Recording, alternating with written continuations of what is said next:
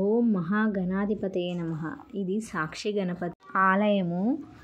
మేము అంటే సేవకి మార్నింగ్ అంటే షిఫ్ట్లు ఉంటాయి ఆ సేవ చేయడానికి కూడా. ఆ సేవ అయిపోయిన తర్వాత ఇలా సైడ్ సీన్స్ అన్నీ చూడడానికి ఒక రోజైతే పెట్టుకొని హ్యాపీగా ఒక 5 ప్లేసెస్కి ఛార్జ్ ఉంటుంది, ఆటో వాళ్ళే తీసుకెళ్తారు.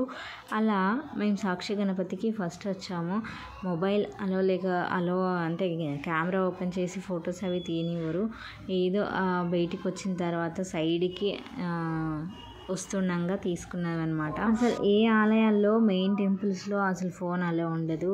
ఏదో మనకు కావాలంటే బయటకు వచ్చాక తీసుకోవడమే, బయటకు వచ్చాక ఫొటోస్ దిగడమే, అంతవరకు. ఏ దేవుని పూజించినా ముందుగా గణపతిని పూజించిన తర్వాతే మిగతా ఆ దేవుణ్ణి ఆ పూజని చేస్తాం. ఇక్కడ కూడా అంతే. ముందు శివయ్య దగ్గరికి శ్రీశైలం వెళ్ళాలి అంటే ఇక్కడ సాక్షి గణపతి దగ్గర దిగి ఈయన దర్శనం చేసుకున్న తర్వాతే ఎవరైనా కూడా శ్రీశైలంలోకి అడుగు పెడతారు. అది నిజానికి అక్కడ సాక్ష్యంగా ఉంటాడంట ఆ గణపతి.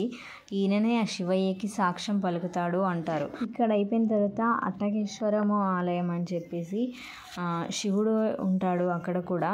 ఈ చిన్నగా ఉంటుంది శివాలయం పక్కనే లలితాంబికాదేవి ఆలయం కూడా ఉన్నాయి. ఇవి 2 ప్లేసెస్ కింద డివైడ్ చేశారు వాళ్ళు, ఆటో వాళ్ళు. అంటే 5 ప్లేసెస్ అన్నాం కదా. అట్టకేశ్వరంలో శివుడు, లలితాంబికాదేవి, తర్వాత పాలధార, పంచదార.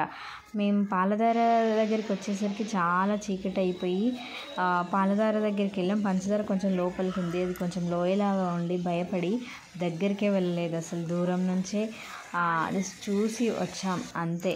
అక్క పాలధార దగ్గరనే మంచిగా కాలు కడుక్కొని నీళ్ళు తాగి అలా వచ్చినాం.